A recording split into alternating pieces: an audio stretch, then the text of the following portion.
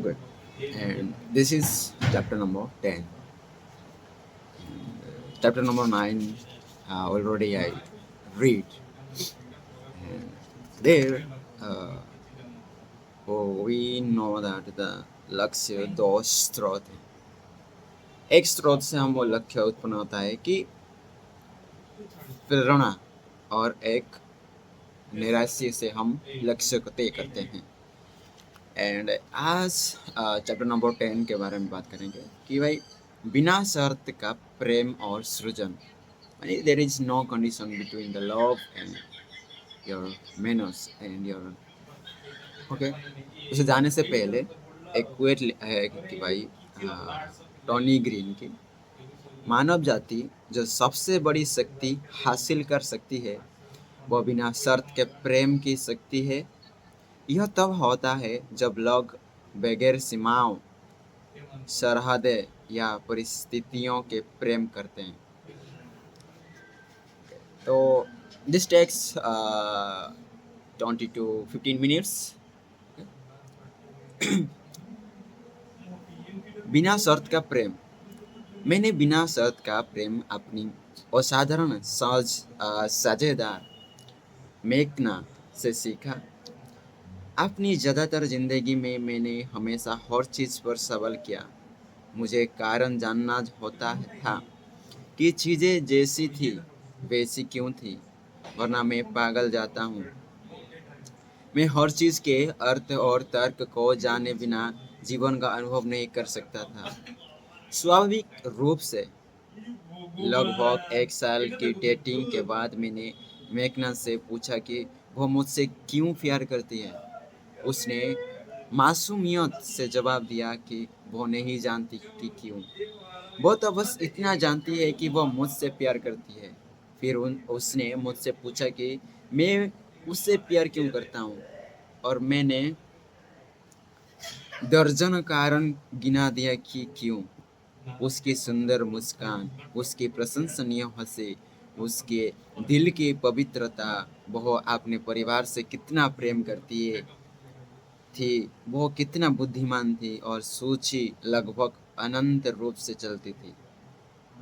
हम कोई साल से डेटिंग कर रहे थे, और हर कुछ महीने बाद मैं उससे वही सवाल पूछता हूँ कि वो मुझसे क्यों प्यार करती है, और अब तक वो वही बात कहती है, मैं नहीं जानती। मैं तो बस इतना जानती हूँ कि मैं तुमसे प्यार करता हूँ, बहुत ज़्यादा। इसने मुझे काफ़ी समय तक थोड़ी चिंता में डाला, क्योंकि मैं यह नहीं समझ पाया कि यह बात उसे क्यों नहीं मालूम कि वो मुझसे प्यार क्यों करती है। मैं 50 कारण गिना सकता था कि मैं उससे क्यों प्यार करता हूँ, लेकिन वो कुछ चीज़ों की मैं सूची नहीं बता सकती थी। इतने भरोसे बाद भी मैं उससे इतना ज़्यादा प्रेम करता हूँ कि मुझे सचमुच फ़र्क नहीं पड़ता कि वो क्या नहीं जानती। मैंने बस इसे स्वीकार कर लिया और उससे प्रेम करता रहा, क्योंकि मैं इस मामले में बेबस था। कुछ महीने पहले मुझे यह एहसास हुआ कि वो कारण क्यों नहीं सोच सकती थी कि वो मुझसे प्यार क्यों करती थी। मैं कारणों के बारे में सवाल पूछने लगा जो मेरे मन में थे कि मैं मेघना से प्यार क्यों करता हूँ। फिर मुझे एक इल्हाम हुआ जिसने मेरी ज़िंदगी हमेशा के लिए बदल दी। मैंने खुद से पूछा, क्या मैं उसकी हंसी के कारण उससे प्यार करता था, या इसलिए क्योंकि उसे दूसरे लोगों की मदद करने से प्रेम था। क्या होगा अगर वो एक दिन ना हंसे या उस दिन किसी की मदद ना करे? क्या मैं उससे प्यार करना छोड़ दूं? अगर वह उन चीज़ों में से कोई ना करे जिनकी वजह से मैं उससे प्रेम करता हूँ। मुझे एहसास हुआ कि अगर मैं कारण बताता हूँ तो मैं क्यों उससे प्रेम करता हूँ, तो यह मेरे प्रेम में उन खास गुणों या कामों की शर्त तोड़ जोड़ देता है। अगर वो उन्हें ना करे तो मैं उससे प्रेम नहीं करता हूँ। जाहिर है यह सच नहीं है। इस पल मुझे यह समझ आया कि मेघना मुझसे करने के कारण इसलिए नहीं बता पाई क्योंकि वो मुझसे बिना शर्त का प्रेम करती थी। वो किसी कारण मुझसे प्रेम नहीं करती थी। अगर वो कारण की वजह से प्रेम करती तो मुझसे तभी प्रेम करती अगर मैं उन गुणों को व्यक्त कर रहा होता या बेझिझक के कर रहा होता जो उसके दिमाग में थी। मेरे प्रति उसका प्रेम मेरे मूड या मेरे कामों पर निर्भर नहीं है। मेरे प्रति उसका प्रेम तो सारे कारणों के पार जाता है और यह पारस्परिकता के स्थान से नहीं आता है। वो मुझसे प्रेम इसलिए नहीं करती क्योंकि मैं उससे प्रेम करता हूँ, ना ही वो मुझे इसलिए प्रेम करती है कि मैं उससे खातिर क्या कर सकता हूँ। वो मैं भीतर इतना ज़्यादा प्रेम महसूस कर रही हैं कि वो बिना शर्त के मुझे प्रेम की प्रचुरता का उपहार दे रही है। उसकी भावना और उसकी स्रोत को व्यक्त करने की कोशिश वह सबसे मुश्किल चीज़ है जो मैंने कभी अपने जीवन में की है, क्योंकि मैं अवर्णनीय का वर्णन करने की कोशिश कर रहा हूँ। इस अनुभव से मैंने मेघना के प्रति अपने प्रेम को बिना शर्त के बनना सीखा कि अब मैं उससे प्रेम करने के कारण यह शर्त नहीं जोड़ रहा था, क्योंकि अगर मैं यह करता तो शर्त आ जाती जिनके बिना मैं उससे प्रेम नहीं करता। अब मेरे भीतर इतना ज़्यादा प्रेम है क्योंकि मैंने उससे इसे अनुभव किया है और कि बिना शर्त के प्रेम का एक लाभ है जो मैं उसके प्रति महसूस करता हूँ।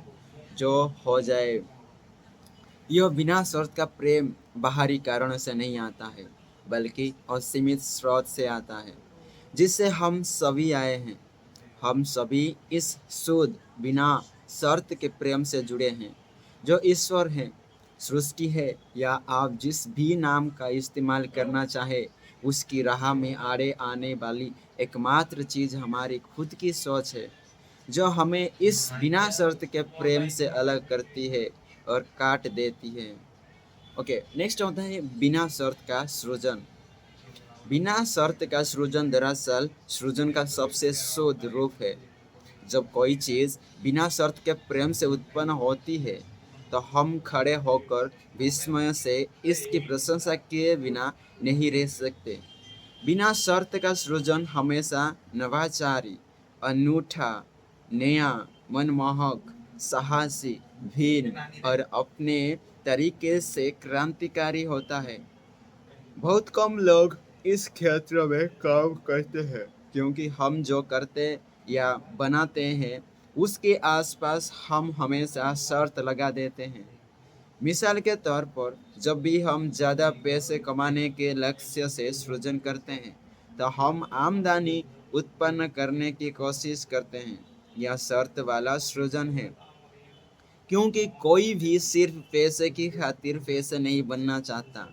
ज़्यादातर लोग किसी दूसरी चीज़ के लिए पैसा चाहते हैं या वे अपनी मनचाही दूसरी चीज़ के लिए उसका इस्तेमाल करना चाहते हैं। इससे उनका सृजन शर्त भरा हो जाता है। अब वे यह इसलिए बना रहे हैं क्योंकि वे इससे कोई दूसरी चीज़ चाहते हैं। जब हम किसी दूसरी चीज़ के लिए कोई चीज़ बनाते हैं तो आमतौर पर हम सृजन की प्रक्रिया का आनंद नहीं ले पाते हैं क्योंकि यह हमेशा किसी दूसरे साध्य का साधन मात्र है, अपने आप में साध्य नहीं है। इसलिए हम हमेशा महसूस करते हैं जैसे हम दौड़ रहे हैं, हड़बड़ी में हैं, धकेल कर रहे हैं, कोशिश कर रहे हैं और लगातार तनावग्रस्त व पराजित महसूस कर रहे होते हैं। जब हम अपने लक्ष्य को हासिल कर लेते हैं, इसके बाद भी हम कुछ पल ही उसका आनंद ले पाते हैं और फिर हम किसी दूसरे लक्ष्य की तरफ दौड़ लगा देते हैं क्योंकि हम वो दरअसल कभी नहीं मिलता जिनकी हम तलाश कर रहे हैं। हम अंततः जिनकी तलाश कर रहे हैं वे हैं भावनाएं। हम ज़्यादा पैसा इसलिए चाहते हैं क्योंकि हम सुरक्षा और शांति का एहसास चाहते हैं। हम अपने परिवार के साथ समय बिताना चाहते हैं क्योंकि उससे हमें बहुत ज़्यादा प्रेम और आनंद महसूस होता है। हम जिस जिस चीज़ से प्रेम करते हैं, हम उसे इसलिए करना चाहते हैं क्योंकि यह हमें अंदर से संतुष्ट का एहसास देता है। ये सब चरम भावना है जिन्हें पाने की हम कोशिश कर रहे हैं, लेकिन हम सोचते हैं कि हम जो लक्ष्य या चीज़ चाहते हैं वह हमें वे भावनाएं देंगी। यह विचार आंतरिक रूप से दोषपूर्ण है क्योंकि हमारे भावनाएं बाहरी चीज़ों से नहीं बल्कि भीतर से ही उत्पन्न हो सकती है। बाहरी चीज़ें हमें भावनाएं उत्पन्न करने के लिए उकसा सकती है, लेकिन अंततः हम ही अपने भीतर से ये भावनाएं उत्पन्न करते हैं। विरोधाभास यह है जीवन के द्वैत में हर चीज़ की तरह कि जब हम बिना शर्त या कारण के किसी चीज़ का सृजन करते हैं तो हम बेसकारात्मक भावनाएं तत्काल महसूस करते हैं जो हम चाहते हैं। बिना शर्त का सृजन कोई चीज़ उत्पन्न कर रहा है जो किसी दूसरे उद्देश्य के लिए नहीं है। इसका उद्देश्य शुद्ध रूप से इसलिए सृजन करना है क्योंकि हम उसका सृजन करना चाहते हैं। यह पैसे, शहरत, प्रेम या किसी दूसरी चीज़ के लिए नहीं है। हम इसका सृजन इसलिए करते हैं क्योंकि हम उसका सृजन करना चाहते हैं। यह प्रचुरता की मानसिकता वाला सृजन है। जब हम इस तरह सृजन करते हैं तो हम अपने अंदर पूर्ण महसूस करते हैं और हम जो प्रेम महसूस करना चाहते हैं वह उस पल में हम महसूस कर लेते हैं। हम बिना शर्त के सृजन का पीछा तभी कर सकते हैं जब हम शून्य सोच की अवस्था में हों। हमारा मस्तिष्क हमें यह सोचने के लिए विवश करेगा कि सिर्फ इच्छा के कारण कोई चीज़ करना निरर्थक है, लेकिन यही रहस्य है जिसे जैसे ही हम बिना किसी कारण के चीज़ें करते हैं, हम बिना शर्त के जीवन में जीने के क्षेत्र में कदम रख देते हैं। तब हम सृष्टि, ईश्वर के प्रति प्रवाह, एकत्व, सीधा जुड़ाव अनुभव करते हैं। Okay, this is all about the chapter number 10. Okay, and in chapter number 9 we know that the सोचने की किसी सीमा ना होती है। ओके, तो मस्तिष्क के लिए कुछ भी संभव कुछ everything is possible for the mind. And आज सोचते हैं कि भाई बिना शर्त का प्रेम एंड बिना शर्त का सृजन बहुत लाभदायक होता है भाई। mean there is no condition for love, there is no condition for creating new things, doing new thing, that is a good। Okay, इसके बारे में ये बात किया है चैप्टर नंबर 10, बिना शर्त का प्रेम और सृजन। ओके।